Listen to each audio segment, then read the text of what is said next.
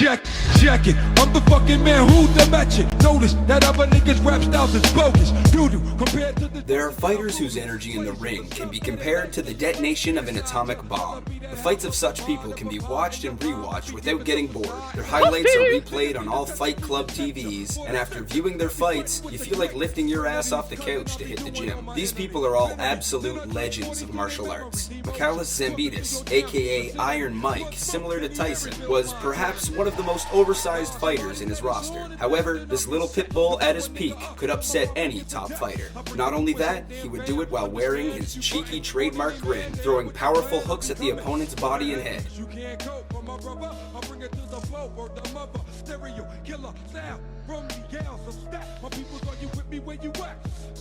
Today we'll talk about some of his best fights. Possibly the most famous Greek in the world of kickboxing and Muay Thai, Mikhailis Zambidis. There's a lot of information about this titan of kickboxing, so if you guys like this, I'll make more. But for now, enjoy the video. Rockin'. Lord, give me a sign. I really need to talk to you, Lord, since the last time we talked.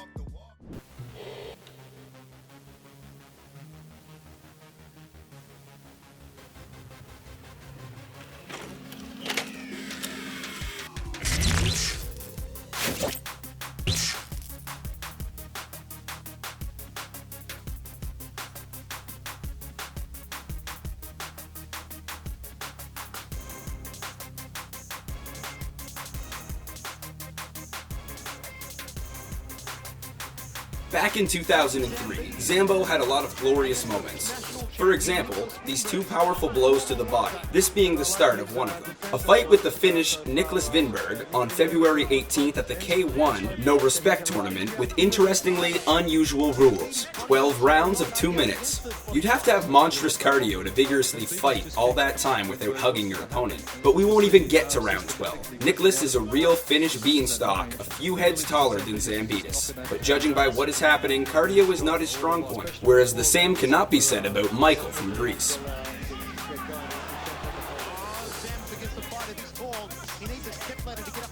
Zamboni skillfully lands several hooks and uppercuts. Ooh, a double to the liver, followed with a flank hit. Not the best approach to take so much damage from Mike, considering this is not a tickling competition.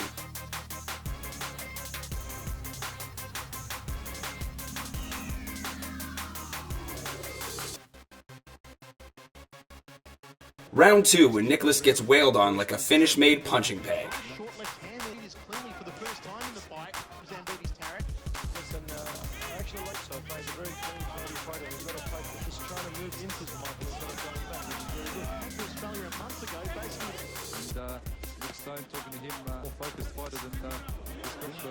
Boom! A great hook. Mike is going at Vinberg like a granny's old dusty rug.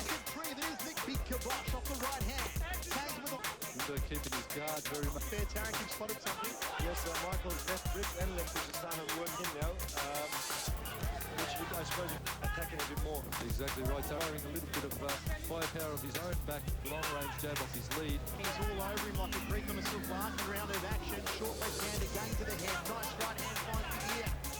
Zambidis goes to the withdrawal. Round 3 and Zambo continues to bash the Finnish fighter like nobody's business. I'm getting a bad case of deja vu, and this is starting to get old.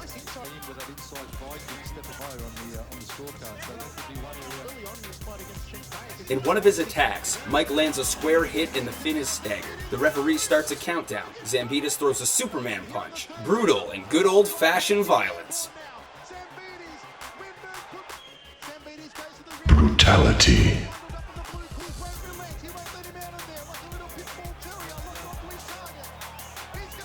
The referee starts counting again. Mike the Greek grabs his dad's shotgun and wasted.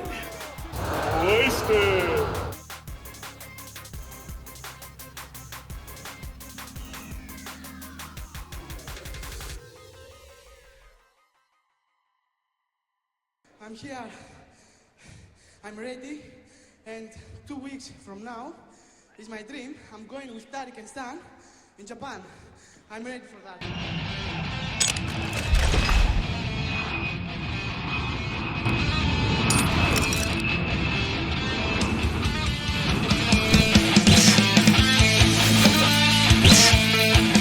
In 2002, the Japanese organization K1, the most authoritative at that time, held a Grand Prix for middleweights in the category of up to 70 kilograms. Before that, only heavy guys participated in the Grand Prix, and there were many smaller stars in the world, real killers in the ring. A new roster was created, and the prestigious tournament K1 World Max came to life, uniting the strongest fighters from around the world.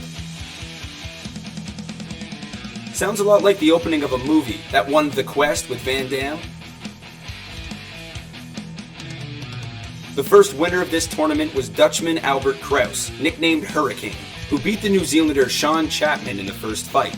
In the second bout, he ran over the Japanese favorite Masato, knocking him out, and in the final he destroyed the Thai Kaolin Kavchevit, sending the poor fellow into deep sleep in the first minute.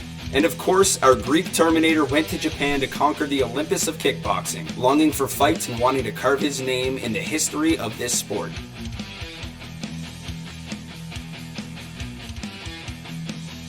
The Japanese didn't waste any time and immediately threw him at the league champion Albert Kraus. The reason why I love good old K1 is that unlike modern MMA and boxing, they did not try to lead a champion around convenient opponents, and a rookie could easily get pitted against top fighters.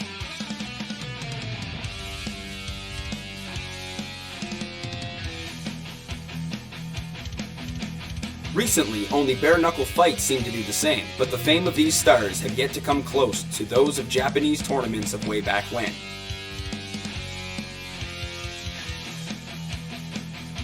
On January 3rd, 2003, in the Grand Prix qualifiers, Mike shares the ring with Albert for a ticket to the main event of the World Max tournament. Kraus looked like a glamorous Dutch lowlife in the ring, similar to some ecstasy dealer in a local nightclub, while Mike resembled a Russian gangster from the 90s or even Niko Bellic from GTA 4.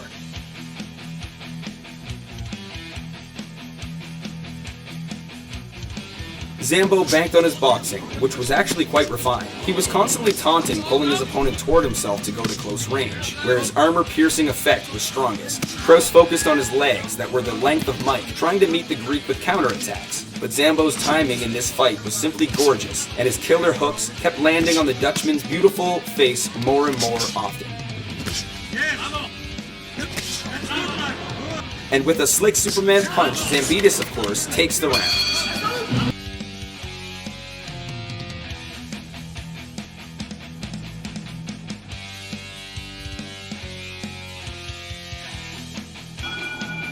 At the beginning of the bout, Kraus was so out of shape from the Greek fighter's first punch that he couldn't continue the fight. Meanwhile, Mike added one of the brightest and most significant victories and knockouts to his legacy, paving his way to the quarterfinals of the Grand Prix.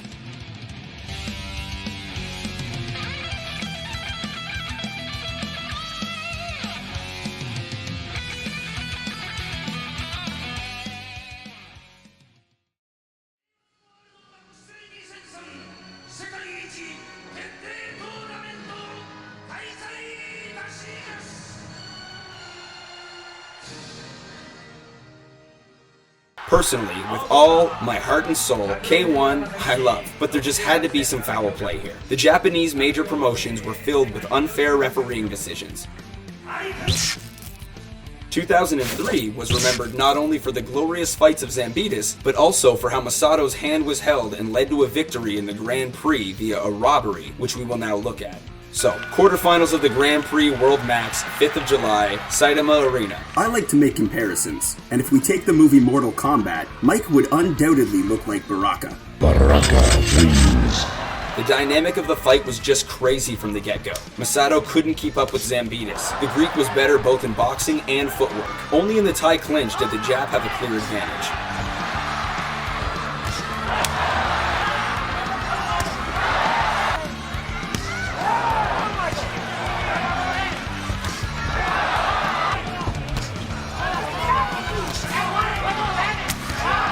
A Superman punch and a break in the distance. Moscato knees the liver, Mike backs away but shakes his leg while pointing at it. With no stop command from the referee, Masato flies in to finish off the opponent with his knee, throwing the Greek aside. And here, in my opinion, is the most confusing moment of the fight. How legitimate is this knockdown if Zambidis fell from a push and not a blow? Especially because he immediately stood up. As for me, the referee, who was determined to let his countryman win, just saw an opportunity to do what he had to do. After the countdown, Mike came back with several pinpoint attacks, turning even the clinch from Masato to his advantage. And even taking into account the controversial knockdown, is it possible to give the Japanese a round with a score of 10-8? The question is rhetorical, of course. Round 2, Masato activates his legs while Mike is already ahead of the curve. A good calf kick from the jab.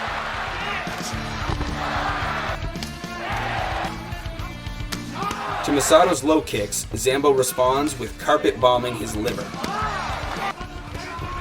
During the second half of the segment, the hooks from the Greek fighters settled on the Jap's face as if right at home. Apart from a few successful low kicks, Masato simply couldn't do anything.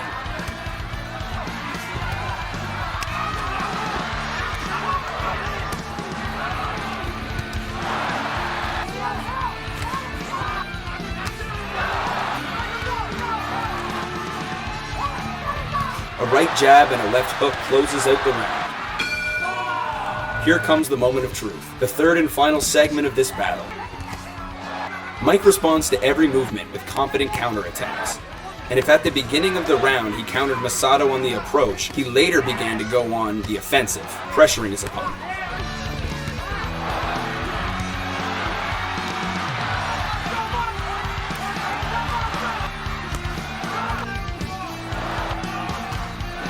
A hit to the liver, a powerful left jump kick to the head, and a right overhand. This looks like a one-sided domination. Masato tries to save himself with the clinch, but I don't see any damage done in these attempts. Even with the naked eye, it is clear that Zambidis was better in this and the previous round. And even if the first round, due to a controversial knockdown, was given to Masato, he certainly could not have taken the second and third ones. But this is Japan, baby, and Masato is right at home. He will then go on to face Albert Kraus and knock him out in the second round. Would Zambidis have won and become the Grand Prix champion had there been a fair ruling? This is an open discussion, but I personally think he would have won. Sadly, the Greek had his one and only chance stolen away from him.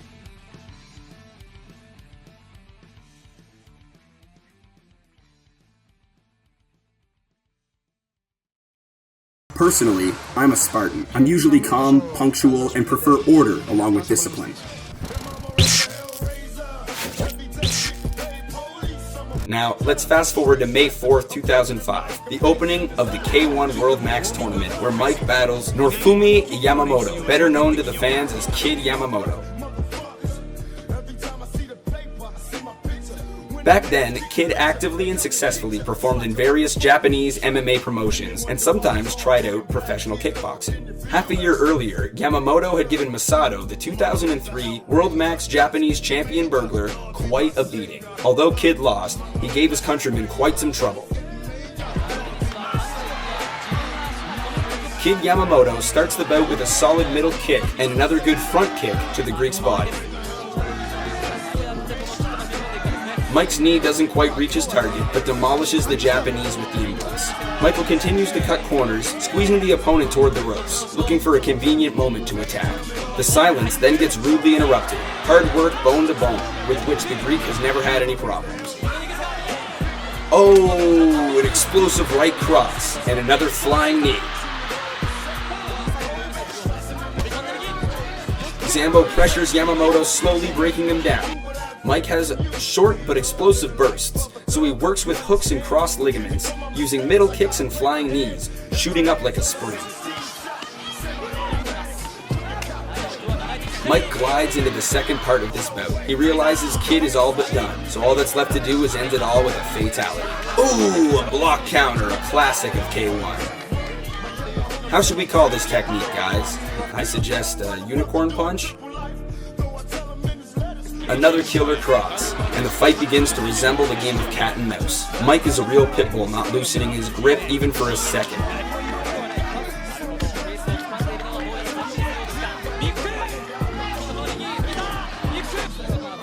Another unicorn punch. Ooh, a high kick from Mike into the block, and a left hook through a feint, it seems. The samurai is in a daze, but this does not mean that he will turn tail.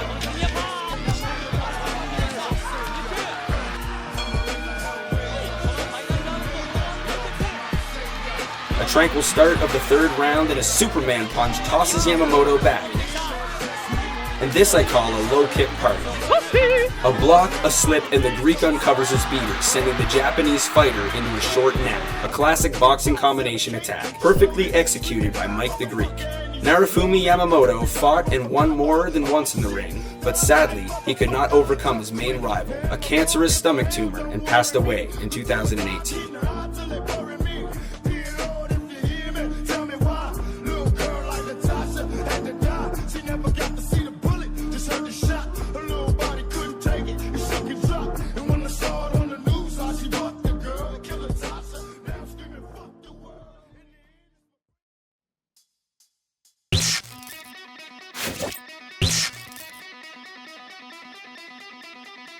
Three months earlier, on February 20th, Mike went up against Stanley Nandex, nicknamed the Bounty Hunter. Stanley, a dark and impressive guy, had a brutal air to him and is a native of Papua New Guinea. He looked intimidating and seemed much larger than Zambidis. The fight took place in Melbourne as part of a kickboxer versus boxer competition in the weight division of up to 76 kilograms, and something tells me that Mike was short a few kilos. Stanley immediately attacks with a low kick and a power spinner, but it's hard to scare the experienced Mike with such tricks.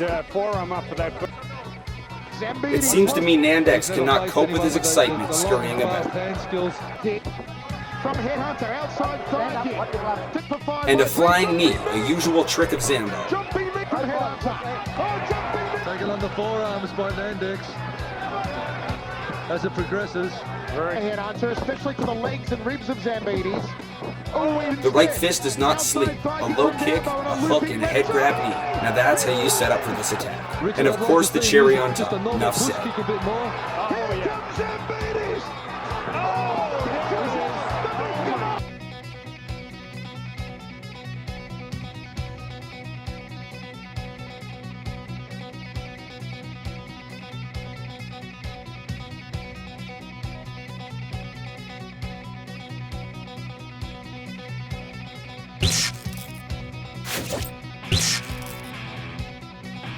A little earlier on October 13th at K1 World Max in Tokyo, Michael would clash with a towering Japanese Kohiro. From the side, it looked as if a high schooler was trying to wrench a 5th grader's stash from his mother away. But in this fight, Mikey didn't leave Kohiro any time to breathe. The Jap tried to use his size advantage, but ate the first scissors and a trademark.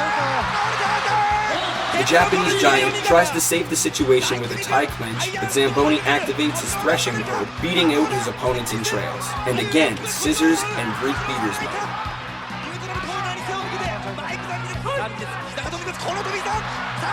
This flying knee has got to receive weapon license, much like Marvin Hagler's fists.